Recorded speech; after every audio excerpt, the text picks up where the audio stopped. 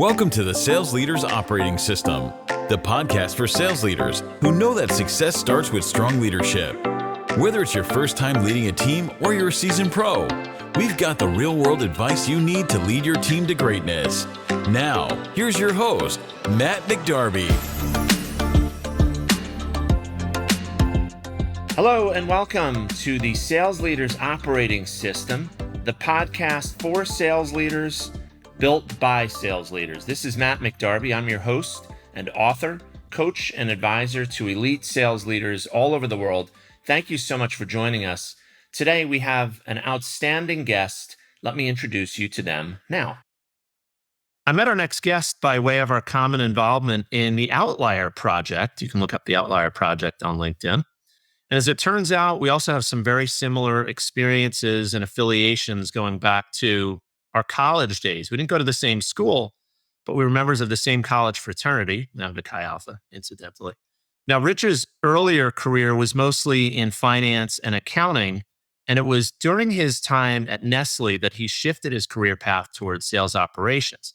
Since then, he's served in senior sales, commercial, and revenue operations roles, and today, he is the CEO and managing partner at Midgame Consulting, building successful RevOps teams for venture capital and private equity portfolio companies.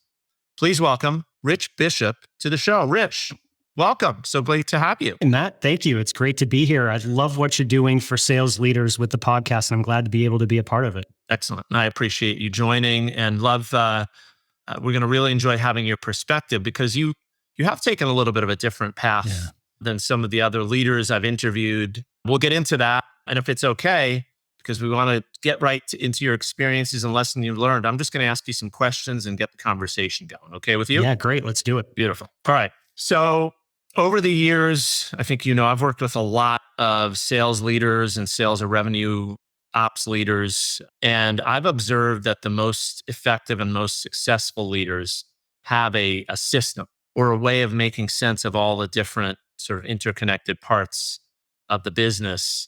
And it's not just that they understand the interconnectedness, but they diagnose, they tune, they move certain levers, knowing what the impact will be on the whole system.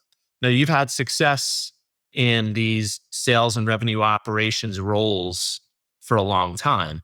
So what are the most important parts of your system? Yeah, as a revenue ops leader, I tend to focus where things are broken or incomplete, right? Especially now as a consultant working in that area, I look to tweak, right? And really help the sales leaders to get the most out of that process. And when I look at the system as a whole, the first place that I'm looking is always, is the system complete? More often than not, especially for smaller companies, there are bits and pieces that may be there. Maybe you've got a marketing engine that works. Maybe you've got a sales process that works, but maybe those pieces aren't truly connected in the way that you would want. Or if you look further downstream in the customer journey, what does the handoff implementation look like? What does it look like when it goes to client success? And how are those pieces all kind of working together? And when I think about a go-to-market team and I think about the way that they are really shepherding a customer or a prospect through that journey, to me, it's a lot like a train, right? At the end of the day, the customer wants to get to their destination as quickly and as smoothly as possible. And their destination many times is going to be that they have a problem that needs to be solved, or they have a challenge that they need to overcome. But when you have a disconnected system, it's like you're asking the customer to get off the train at a station, to catch the next train, hoping that it's on time, to get them to maybe the next station where they have to do it again. And the more disconnected points you have, the more potential issues you're going to have. So that's really the first thing that I like to look at. And the second thing really is in the transition points of a system. Assuming that it is complete, where is the friction being created, right? And are those transition points seamless where they can be? And more often than not, I will see issues with those transition points not being smooth, not being worked out, whether that be disconnected goals between the different parts of the system, which happens a lot, or department silos that may have been created over time, those can really break down what that customer experience is through the process. It's not good for the customer and it's not good for the company to have that kind of experience. And I can give a few examples if that will help. Yeah, I'd love to hear them. That's exactly what I was going to ask you, to tell us a little more. Sure. Yeah. So let's just assume that there's a marketing team that's tasked with generating 100 leads a month for the sales team, but maybe there's not a conversion metric that they're being held to.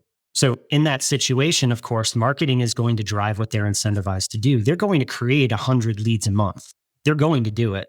The quality may not be there and may not be quite what you want, but they're going to send it over to sales and hope that sales can run with it and do what they need to do. But what happens in that situation over time? Sales is going to look at the leads coming from marketing and eventually start making some blanket statements and saying, okay, marketing leads are crap. I'm not going to deal with that at all. I'm going to just do my own lead gen. And now you've got two departments doing this lead gen activity, one of which is being used, maybe the other is just sitting there in no man's land. And then what happens in that situation with a customer that genuinely raises their hand and really needs your service that went in through the marketing channel? They get stuck and they're not helped.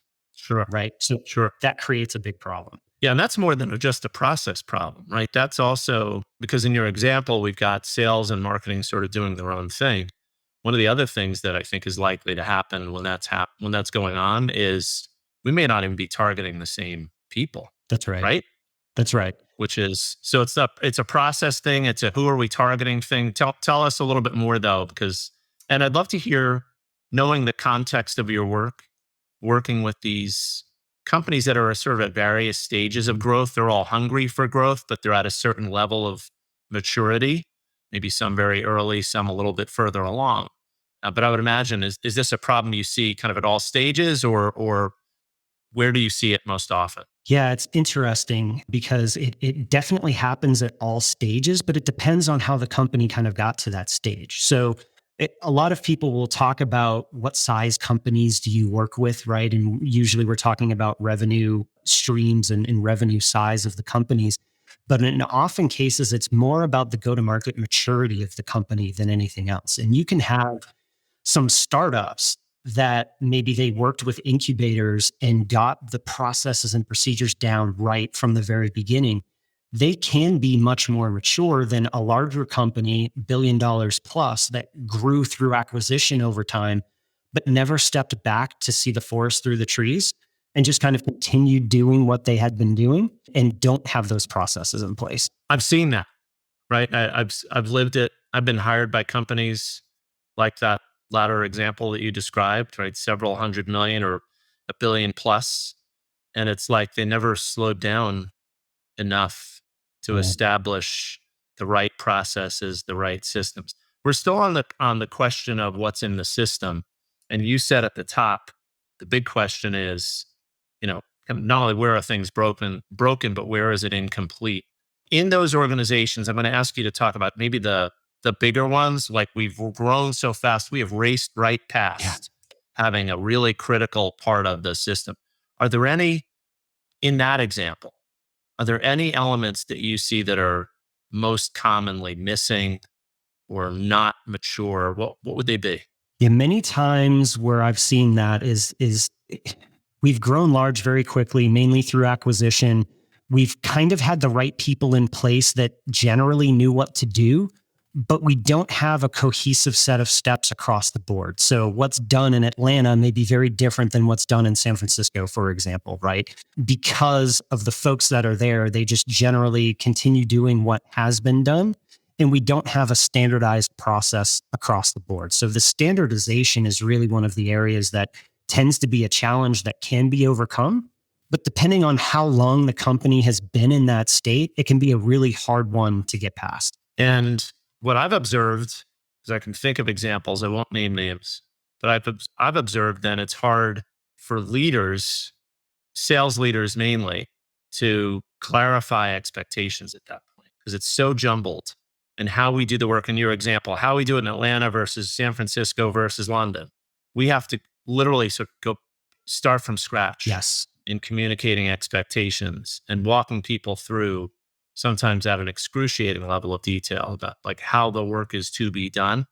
And people are like, really? We've been doing this for a decade. And we're like, no, really? We have to sort of restart. Thinking about your experiences, and you've been exposed to a lot. You've been in big corporate environments, in-house. You've worked with, like we said earlier, various companies at various stages of maturity and growth. I'm curious about lessons you've learned here, and mainly on the topic of leading teams. So what is the most important lesson you've learned so far about leading a commercial or a RevOps team? Yeah, we talk a lot about systems and processes being important. And generally, when people think about revenue operations, they think about the processes, the systems, CRM, sales process, all of those pieces. But at the end of the day, selling and leading a sales team is still a very human endeavor. So we can have all of these processes and procedures in place, but if a sales rep is not going to have the human interaction and conversation, then the process is worthless, right? Or if a sales leader focuses specifically on the process, but doesn't understand that the sales rep has something going on at home and maybe their performance is being affected by it, right? You have to understand those human aspects of it in order to truly get the results that you need. And Jocko Willink, I love the fact that Jocko Willink talks about discipline equaling freedom. I don't know if you've heard that before. Mm-hmm. Yep, I have. And the concept of that in general is that when you put discipline in place around a schedule, around processes, that it actually creates freedom for you to be creative and for you to use some of the margins and some of those spaces to be effective. Right. And in many ways, a sales process and the system that we're talking about is the discipline, but it's what the sales rep does with that freedom that's either going to make them successful or not. Sure. The thing about Jocko's quote and statements like it, right? They resonate because we know them to be true. If we've experienced what it's like to be really self-disciplined, in how we plan and execute our jobs, then we know what he means by, that's the source of freedom in your role, right? One of the big struggles that I see leaders, because this human aspect that you're calling out, which is interesting, and I don't know necessarily that that's when people know that I'm interviewing a revenue ops leader. It's maybe a surprising answer because I think the rap, frankly, against the function of revenue or commercial operations is it's data driven, it's process, it's cadence, it's boom, boom, boom, boom, boom, right? They're going to be the ones who are going to be focused on discipline. It's not really what you're talking about here. It's getting the most out of people, making them feel empowered in role by creating an environment where discipline is encouraged and enabled. Right? Am I understanding what you're saying? Yes. Yeah, you hit the nail on the head. The environment where discipline is encouraged is absolutely where revenue operations plays a big role. But in making teams successful and in getting the results that you need, there's still that human component to it. So I go back even to sales compensation plans, for example, right? If you have a commission plan that isn't motivating to a sales rep, then you're not going to get the most out of that sales rep. You're not going to get the best out of it. So while revenue ops puts or can help with some of the discipline and the cadence that's involved in the process, a good sales ops leader or RevOps leader needs to understand the human motivation components of it, or else the initiatives that we're trying to put in place are never going to make their way all the way through the org. Right. This is just another example of the kind of the head and the heart, the science and the art. Yes. Right. And it's trying to strike the right balance, effectiveness and efficiency. Right. So that, in my experience, has been the thing that effective sales operations or revenue operations leaders have been able to help me to create, whether it's in an interim role or in past roles. You really have to lean on that revenue ops partner to establish the right balance. Sometimes that can be a real tug of war. Yes. Depending on if the revenue ops leader or frankly, the sales leader is sort of a data zealot and is just so numbers driven, so focused on the science of what we do that the other person's perspective can be sort of drowned out. Conversely, if you have too much of the art and too much of the let's just let the people figure it out, that doesn't work very well either, right? So there's a kind of a tug of war that goes on in a lot of the sales leadership rooms I've been in, where it's look, we have to find the balance, which is what a great ops partner can do. You have a lot of passion for the subject matter. Yes. You left corporate life to start Midgame and do this all the time for as many organizations as you can all at once, or forever, right? Right. Presumably. So you must love this, I presume. You can tell me if you don't. Absolutely. So what do you love most about the work? What do you love most about leading teams? Tell us about that. Yeah, the biggest thing for me is, there are consulting firms that are out there with very big names, with hundreds of thousands of employees around the world that do a great job, a phenomenal job of putting strategies together. They do market research. They have all of this experience. They can put these strategies together. They put together this 100-page PowerPoint deck, hand it over to a sales leader and say, okay, good luck, and then walk out the door. And they've made their millions and they've done what they are there to do. For me, it's actually that next step that really gets me going, which is the execution side of it. I can help with the strategies and have absolutely been involved in the strategic side of things for quite a while now, but it's the implementation of those strategies that really gets me going. And each client, each company is going to be very, very different. Right. I have my own playbooks and processes that I use that I can bring with me. But the way that it's executed at one company versus another is going to be very, very different depending on the culture, the leaders that are there, and so on. And so for me, it's taking a strategy and actually working with the teams to implement that strategy and helping them to see what's on the other side of that really gets me jazzed up and going. I do love what I do. Yeah. Execution is hard, right? Which is, I think, one of the reasons that the big consultancies you reference, right? It's not a lack of smarts that prevents them from getting involved in execution. There's plenty of smarts, and they've realized, wow, we can make a lot of money and then run when the really tough parts happen, right? It sounds like I'm disparaging the big consultancies, and not necessarily, because they play a very specific role.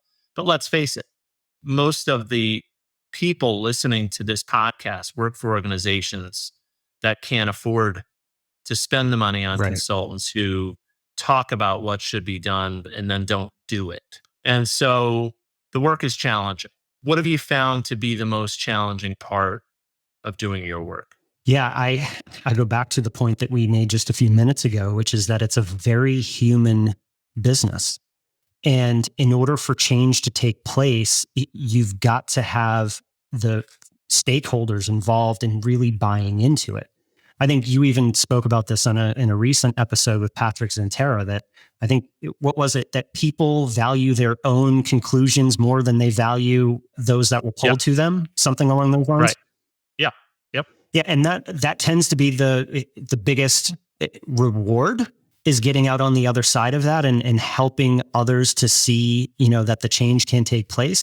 But it can also be the biggest challenge because, there are some people who agree theoretically with the change that needs to be made. They know that a change needs to be made. But in order to actually move from point A to point B, maybe they're not willing to do what it takes. And sometimes that can be really challenging, and is something that we really, as sales leaders, need to ask ourselves, do we truly buy into this strategy or these initiatives, that this is a good idea or not? And if we don't, then we probably need to raise our hands and seek further clarity or discuss it a little bit more. Yeah, tough to convince others if we don't believe in the approach ourselves. But let's play out the example that you sort of teed up there, which is we have members of the team that sort of give the initial, yeah, sounds good, boss, right? Or sounds good, right? Teammate, Rich. But when the time comes for them to take different action to do what they're being asked to do to change. They don't do it. Mm-hmm. What have you done about that? Yeah, the biggest thing, and I've seen this where so many different initiatives have been tried over and over again, but the discipline or the accountability wasn't there.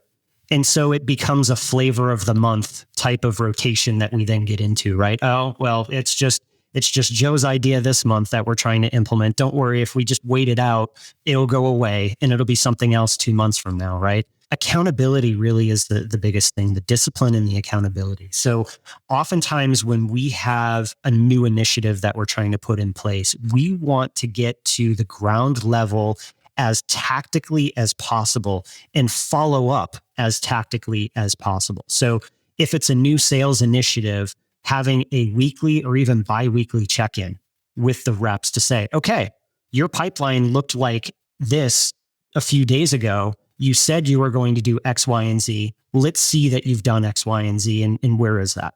And where that becomes valuable, not only for the reps to understand that the accountability is there, but also for the sales leader, is that the sales leader can use those discussions as feedback to understand what's working and what's not. And when you've got this feedback loop working, then you can make tweaks back at the strategic level to say, okay, here are some of the things that we've learned, because nobody ever gets strategy right 100% of the time right out of the gate, right? There's a feedback loop that needs to take place. And not forever, right? Exactly. Things change. Yeah. Exactly. Continue, sorry.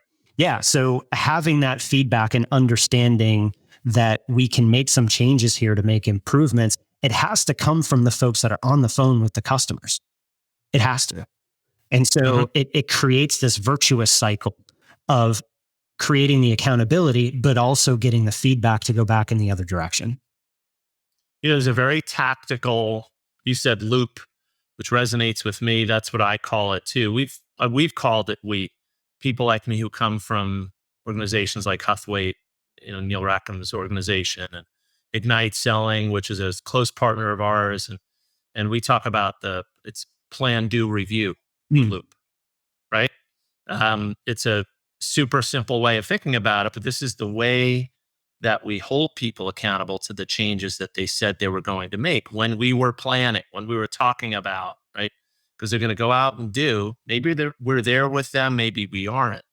But if we don't have that review step, and if we don't have the intention of staying in plan, do, review, plan, do, review, plan, do, review as a rhythm, there's a really good chance that the change, to your point earlier, isn't going to stick. Because that's one of the other hard parts of change, right? It's not just getting people to commit to making the change the first time around. It's doing so on a sustainable basis. The flavor of the month that you described typically happens because salespeople are really good at giving it the old college try and then ducking to let this initiative pass because they know the organization is going to lose interest, or they've experienced, or there's going to be just another initiative a year from now, right? So I would imagine that's also a pretty difficult challenge. Like we salespeople have been through these transformations, like I have, and so many of those listening. We just know that eventually people are going to be fatigued and they're going to give up on this. So if I don't like it, I just have to make it look like I like it, and it's going to be gone at some point. Yeah. Yeah. So Very true. what do you do about that? That all comes back to the stamina of the sales leader and how important the initiative really is. Because if it's going to make a difference to the business, we need to keep it front of mind and not allow it to pass us by. And that part is tough, but the only way that stays is if the sales leadership, from the CRO to the frontline leadership, continues to stay focused on that and beats that drum on a regular basis until it becomes habit. Because we're creating new habits as we go, right? Anything new is going to be difficult to begin with. We have to be conscious of it and purposely work toward that until it becomes natural for us. You just said something that strikes me, the stamina of the sales leader. We won't go too deeply into this today, but I think there is a little bit of a crisis, a stamina crisis. And I'm not sure if we've got a kind of a chicken and egg scenario here.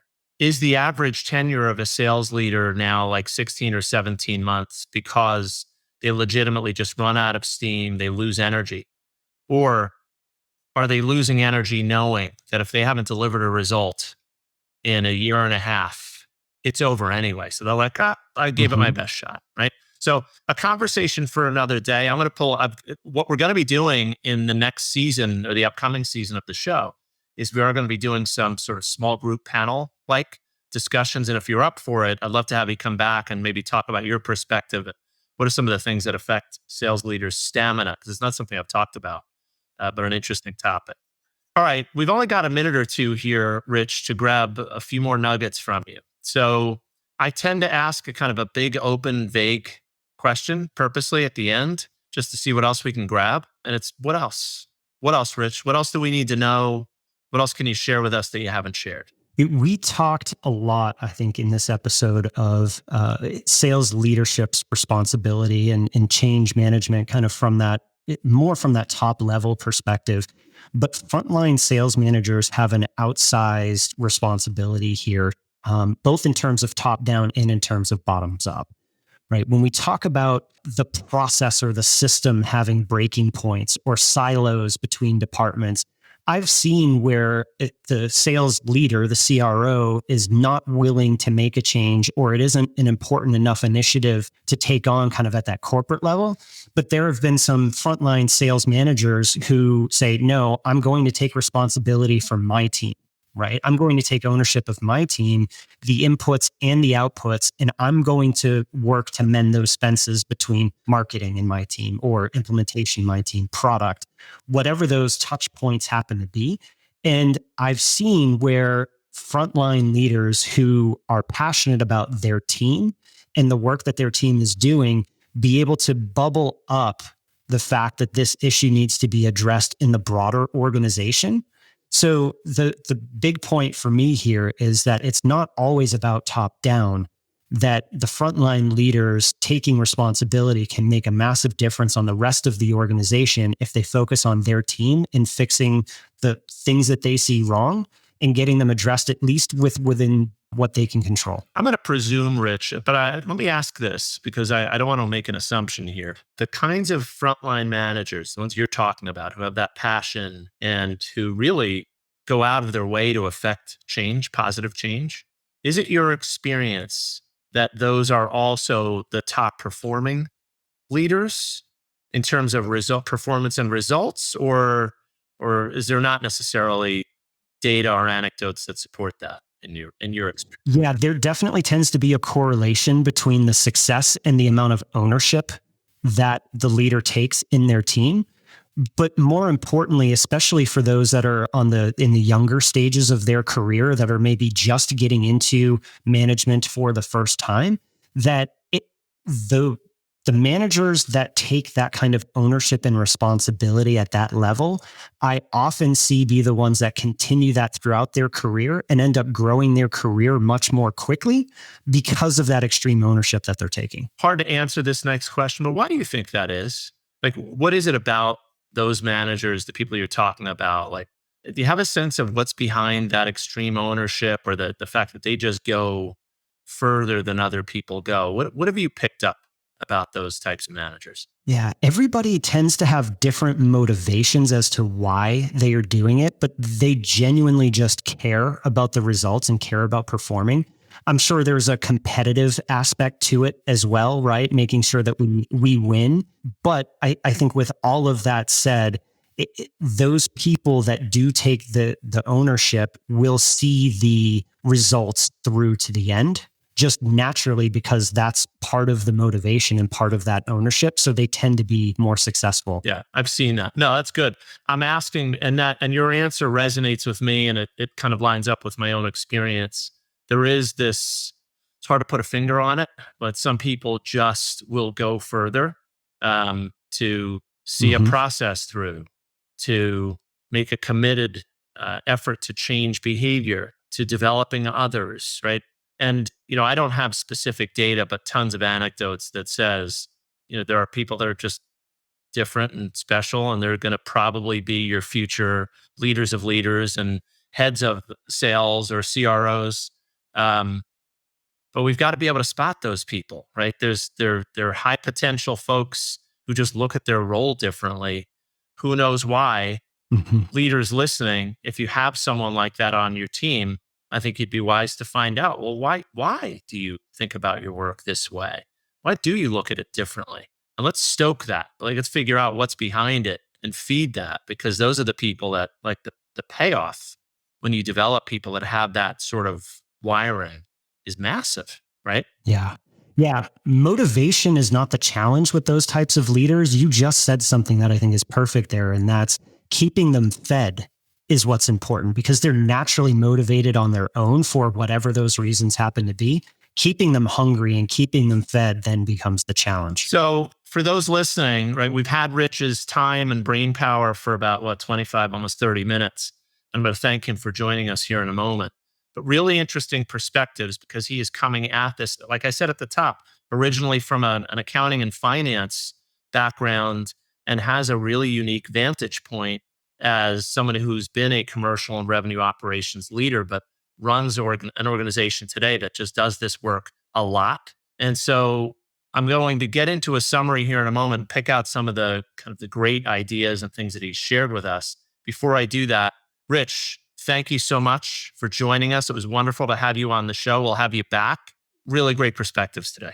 Thank you, Matt. Appreciate it. Like I said, I love what you're doing for sales leaders, so honored to be a part of it. Yeah, I really enjoyed having Rich join us because of his different perspective, but also because it's interesting when we get to the topic of change and leadership, despite the fact that Rich comes from another discipline originally, right, accounting, finance, and is in RevOps now, he's saying things that we're hearing from other sales leaders, which for me is, kind of validating, I guess we could say. So a few things that he said, I really like the analogy. It painted a good picture of the experience that we give to our customers, or the journey that we bring them on. And it came up when we were talking about his system. And he said, when looking at a system, he wants to know where things are broken or incomplete. And if it's complete, in air quotes, if you could see me right now, if it were complete, is it really complete from the customer's perspective? Or are we forcing, and this is where the train analogy came in, right? Are we forcing our customers to sort of change trains along the line, right? Get off this train, get on another one, be there at the right time, continue the process. Because if we're putting that burden on our customers, we're doing the system wrong. So he answered the system question from the perspective of an organization serving customers, which is the right perspective. So a lot of the time when we're having conversation about systems thinking in a sales organization, we're kind of looking inwardly, which is okay too. But I thought Rich's perspective was really useful. He said something that didn't surprise me, but I'll reiterate here. He said in so many words that passionate, effective frontline managers can affect change. They're ultimately the ones that are better at affecting change in a sales organization. I said, yeah, it doesn't surprise me. Why am I repeating it if it's not a surprise? Because you need to hear it. If you're a frontline leader and you find that you lack passion about the job, you lack passion for the organization or what you're selling, you lack passion for your people, then I wonder, is that lack of passion making it difficult for you to affect change in your own behavior and in the behavior of your teams? A really interesting observation from Rich's perspective, right? You can see how sales or RevOps, the role that they play in the context of a sales transformation, they are heavily invested. They're not just sitting on the sidelines watching, but they're in the fight with us. And they notice, they know when they see a leader who's not all that passionate, who's not really willing to drive change. That's a bad look, folks. So we don't want to be that leader. So Rich, again, a wonderful guest. We'll have him back in another context down the line. I really appreciate him joining.